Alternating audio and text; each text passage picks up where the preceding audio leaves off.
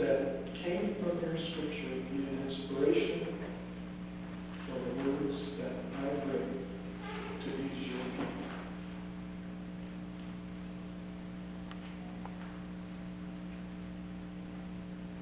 I like doing things that show results.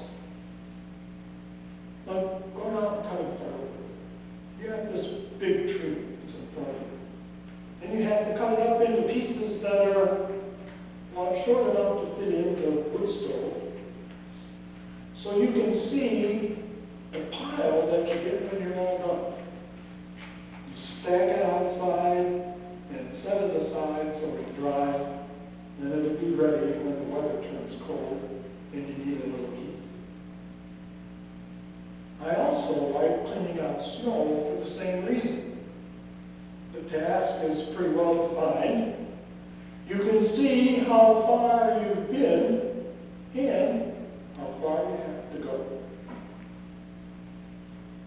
But I'm not a very good fisherman. For the very same reasons that I might be a better firewood gatherer and snow remover. Unless you have the experience, some good equipment, the right bait, and you know where the fish are, your chances of success are not so hot. And even if you have all these things working for you, there are days when the fish just aren't interested in whatever it is you're angling in the water. Fishing takes experience and a certain type of knowledge that I have not striven for. And I'm too patient to sit around and wait for that fish to come to me. It takes a great deal of patience as a fisherman to outsmart the fish. I think God is on a road trip in these three passages this morning. He has a task and an individual for a special purpose. He's looking for someone who has the ability to speak, the courage to stick to the message, regardless of what other people are saying, and most importantly, a steadfast faith in the one who's calling them to this task. In our scripture lessons this morning, God has chosen the person he wants for the task at hand, and has promised to train and be with them if they will just do what he's asking. In our Old Testament lesson, we read about the call of Isaiah. Now, Isaiah's purpose is rather vague here. It's simply to go. Go without knowledge of what may come or how things will end. And Isaiah resists saying, I am a man of unclean lips.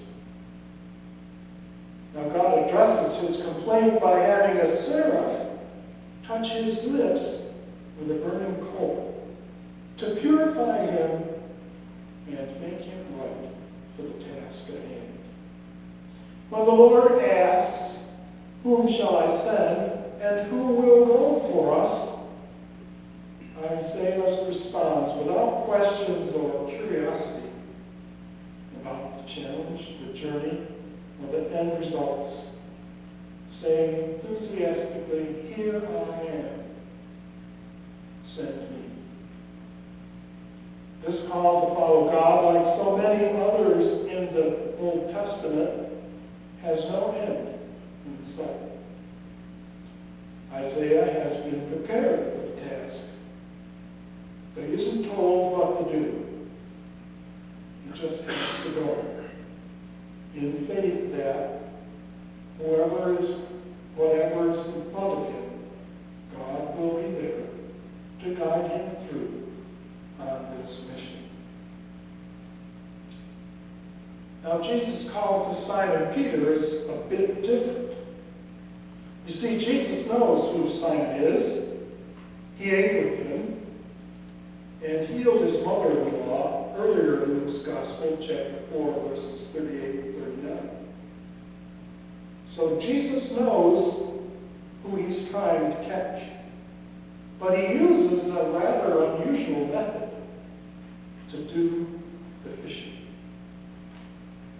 I can just imagine how Simon might have felt when Jesus told him, "Put out in the deep water and let down your nets for a catch."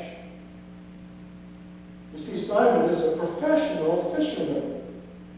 He knows the Sea of Galilee, or as we read in our Gospel, the Lake of Gennesaret. He's been fishing there his whole life. This is the largest single freshwater lake in all of Palestine. He knows where the fish are and probably where they aren't. So his response to the rabbi is predictable. "Master, we worked all night, but haven't caught a thing." So Jesus is calling him into an exercise that does not appear to have the possibility of a good result. Simon could have complained about how dark it was, or how hard it would be to let down the nets in the deep water. He doesn't know for sure if it's worth it, because he hasn't caught anything all night long. What's to be gained by this effort? A handful of fish? Will there be enough to feed the crew when they get back to shore? Or even enough for one family? The results are unpredictable, and the work of the exercise goes beyond and against everything that Simon knows about fishing. Simon's reply to the request is one of disbelief and distrust, and may have been even a little defensive. "We've been out all night and we haven't caught a thing." But to satisfy the master, he'll try again. And this time, because Jesus is at work here, there is a huge catch. Imagine Simon's surprise when the nets are so full of fish they can't get them into the boat. And he has to call his partners in order to haul in the nets to shore and clean out all of the fish. Almost immediately, he recognizes that the divine is at work in this task. He falls before Jesus, acknowledging that his own sin makes him unworthy to be in the presence of the divine. But Jesus is having none of it. Despite, or perhaps even because of Simon's weakness, Jesus calls him and the other fishermen for the task that he has in mind. He'll teach them by word and example how to overcome the challenges that they face. He has bigger plans for them, and the plans include not only Simon, but Andrew, his brother, and James and John, his fellow partners. Jesus is asking all of them to leave their boats, leave their comfort zone, and the things they know and do best. Leave it all behind. Follow him. Learn from him. Believe in him. Trust in him in order to accomplish the mission that he has in mind. In our epistle reading this morning, we come upon Paul writing to his audience and explaining to them that despite his failures and shortcomings, he has been blessed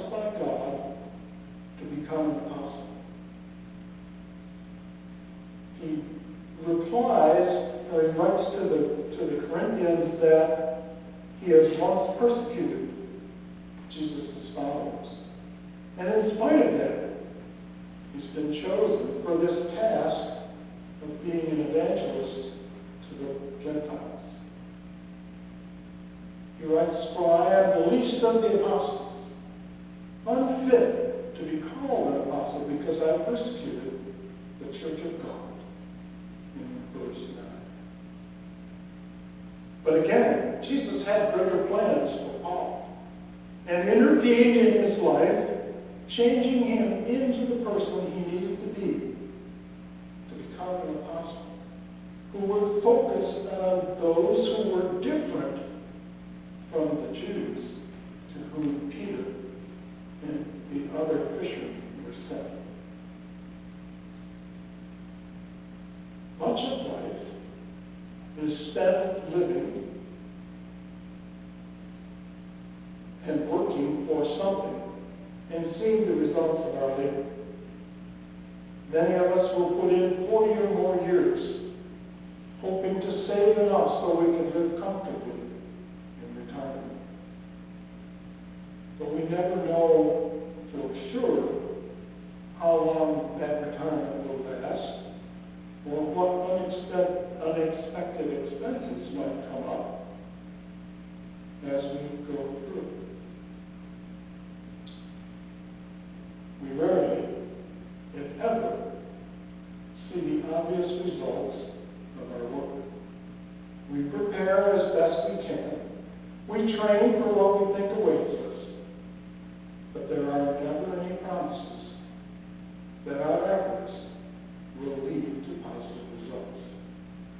Our abilities and past experiences don't matter to God. God remains with us when he calls us to serve and will equip and train us for whatever task there is at hand. When Jesus asked Simon to put a boat out in the deep in the middle of the night, he's merely asking him to do what he knows how to do. Nothing more. No promises, no reason to hope for any better result. The results are better because Jesus is there with Simon and the other fishermen. When he asks Simon and us to do a job, the results of the effort, the catch, is best because we know that Jesus is there with us. Like Isaiah and Simon Peter and others who've gone before us, we're called in the midst of our daily lives to serve in God's mission for the world. Cast out your nets, or write out your papers, or teach your students, raise your children, balance financial accounts, design buildings, pour concrete, make lattes, lead meetings, administer IVs, answer the phone, sing arias and preach. We're called to do what we know how to do. And with Jesus' presence, we're strengthened for anything that happens in the task to which he's called us. If we will follow his example, he will use us to draw others into his kingdom. When it comes to God's call, there's always a catch. And when we leave the results to him,